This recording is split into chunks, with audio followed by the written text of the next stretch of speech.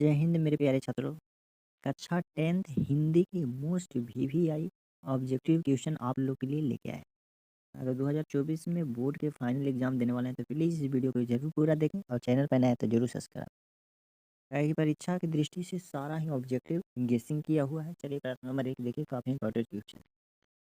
चलिए प्रश्न नंबर 1 क्या कह रहा है कि भारत माता कविता में भारत का कैसा चित्र प्रस्तुत किया गया है? आदर्श की काल्पनिक, यथार्थीयत, इनमें से कोई नहीं। चलिए प्रश्न नंबर 1 के करेक्ट आंसर सी हो जाएगा, यथार्थ। चलिए प्रश्न नंबर 2 देखिए, काफी इंपॉर्टेंट क्वेश्चन है परीक्षा के दृष्टि से। करा कि जातीय अस्मिता की दृष्टि से इतिहास का प्रवाह कैसा है? विचित्र कि अविचित्र, कि विचित्र अविचित्र, दोनों के इनमें से कोई नहीं। देखिए प्रश्न नंबर 2 के करेक्ट आंसर सी हो जाएगा। चलिए प्रश्न नंबर 3 देखिए, आधुनिक सभ्य समाज श्रम विभाजन को आवश्यक क्यों माना जाता है? क्यों मानता है? कार्यकुशलता के लिए, कि भाईचारा के लिए, कि रूढ़िवादिता के लिए, कि इनमें से कोई नहीं। देखिए प्रश्न नंबर 3 के करेक्ट आंसर ये हो जाएगा कार्यकुशलता के लिए। आधुनिक सभ्य समाज श्रम विभाजन को कार्यकुशलता के लिए आवश्यक मानते हैं। चलिए प्रश्न नंबर 4 देखिए, हालांकि श्रम विभाजन और जाति प्रथा पाठ बाबा साहब के किस भाषण का संपादित अंश है? The caste in India their mechanism, की जेनेसिस एंड डेवलपमेंट, की एनिहिलेशन ऑफ कास्ट, की हुआ शुद्ध। प्रश्न नंबर 4 के करेक्ट आंसर सी हो जाएगा, एनिहिलेशन ऑफ कास्ट। चलिए प्रश्न नंबर 5 देखिए, काफी इंपॉर्टेंट क्वेश्चन है।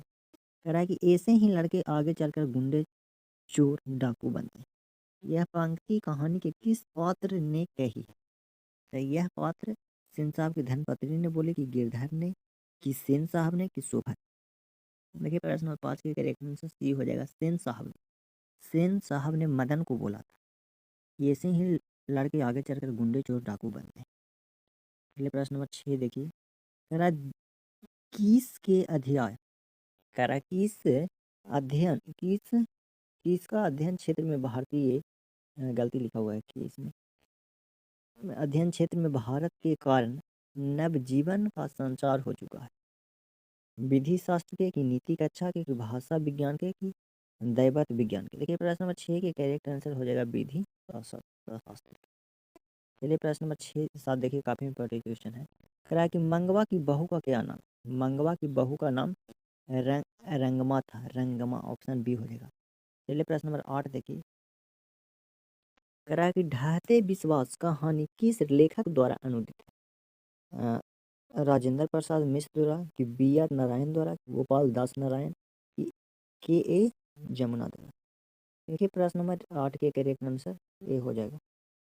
चलिए प्रश्न नंबर 9 देखिए, काफी इंपॉर्टेंट क्वेश्चन है। कह रहा है कि माँ कहानी किस लेखक द्वारा रचित है? श्रीनिवास, कि सात कोढ़ी होता है, कि ईश्वर पेटलिकर, कि सुजाता।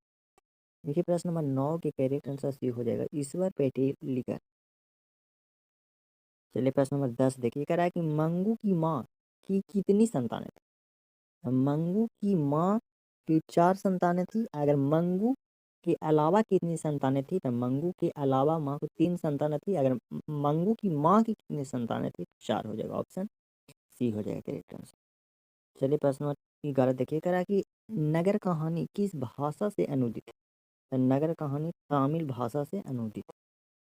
चलिए प्रश्न नंबर 12 देखिए, कह रहा पपाती की उम्र क्या थी? पपाती की उम्र 10 बरस थी, 11 बरस, की 12, 14 बरस। ये पपाती का उम्र जो 12 बरस थी। चलिए प्रश्न नंबर 13 देखिए, काफी इंपॉर्टेंट क्वेश्चन है। धरती कब तक घूमेगी कहानी किस लेखक द्वारा अनुदित है? धरती कब तक घूमेगी गोपाल दास द्वारा है, सावरदैया, कि एक के ए जमुना, के राजेंद्र प्रसाद मिश्र। देखिए धरती कब तक घूमेगी, इसका जो लेखक है सावरदैया। चलिए प्रश्न नंबर 14 देखिए, श्रम विभाजन और जाति प्रथा के लेखक कौन है? श्रम विभाजन जाति प्रथा के लेखक बाबा साहेब भीमराव और अम्बेडकर, ऑप्शन डी हो जाएगा। चलिए प्रश्न नंबर 15 देखिए, कह रहा है कि एक वृक्ष की हत्या कविता किस काव्य संग्रह से संकलित है? एक वृक्ष की हत्या हत्या कविता के इन दोनों काव्य संग्रह से ली गई। चलिए प्रश्न नंबर 16 देखिए, कह रहा है कि गरीब बस्तियों में क्या हुआ। गरीब बस्तियों में धमाके से देवी जागरण हुआ। ऑप्शन सी हो जाएगा करेक्ट। चलिए प्रश्न नंबर 17 देखिए, कह रहा है कि सुदृष्टि की विकास थामहा का प्रथमाक्षर क्या है। प्रश्न नंबर 17 के करेक्ट आंसर सी हो जाएगा, विफलता पर छलके आंसू।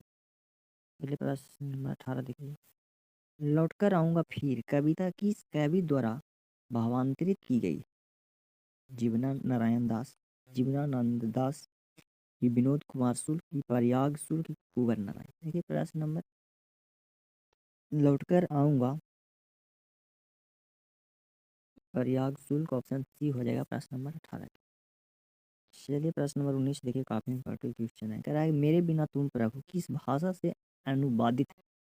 अंग्रेजी भाषा की, जर्मन की, रूसी की, फ्रांस।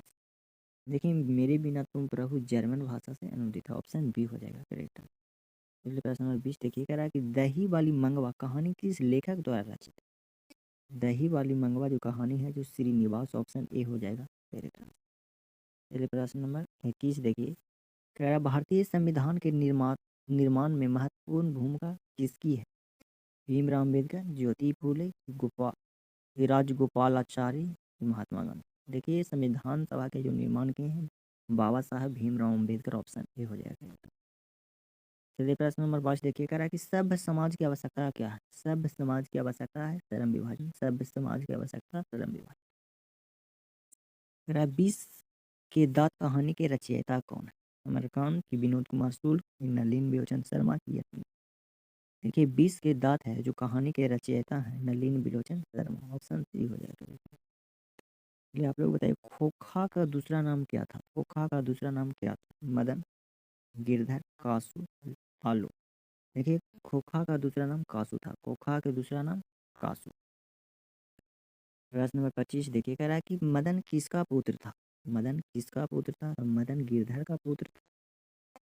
असीम साहब के पुत्र कासू था, जिसे खोखा भी कहा जाता था।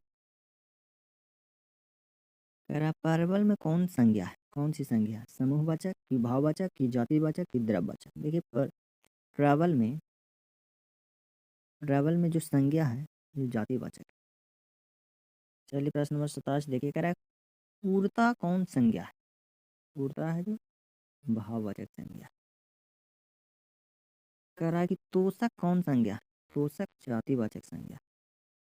चलिए प्रश्न नंबर 29 देखिए, कह रहा है कि झुंड कौन सी संज्ञा है। झुंड, झुंड है जो समूहवाचक संज्ञा। झुंड में समूहवाचक संज्ञा।